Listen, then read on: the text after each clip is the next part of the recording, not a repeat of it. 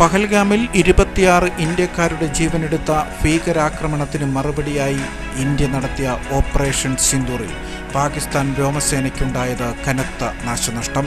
ഇന്ത്യയുടെ വ്യോമാക്രമണത്തിൽ പാകിസ്ഥാന്റെ 6 PAF ഫൈറ്റർ ജെറ്റുകളും മറ്റു 2 വിമാനങ്ങളും C-130 ട്രാൻസ്പോർട്ട് എയർക്രാഫ്റ്റും നഷ്ടപ്പെട്ടു. ക്രൂയിസ് മിസൈലുകളും നിരീക്ഷണ ക്യാമറകളും ആക്രമണത്തിൽ തകർന്നിട്ടുണ്ട്. 10-ലധികം ആളില്ലാ യുദ്ധവിമാനങ്ങളും ഇതിൽപ്പെടും. തെളിവുകൾ ഇന്ത്യൻ സേന ശേഖരിച്ചതായിട്ടാണ് വിവരം.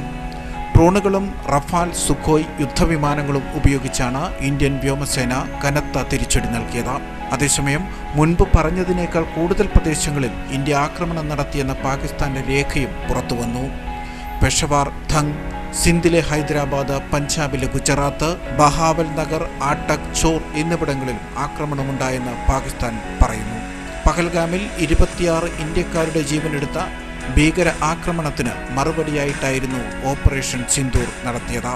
പാകിസ്ഥാനിലും പാക് അധീന കാശ്മീരിലുമായി 9 ആക്രമണം നടത്തിയെന്നാണ് ഇന്ത്യ അറിയിച്ചത്.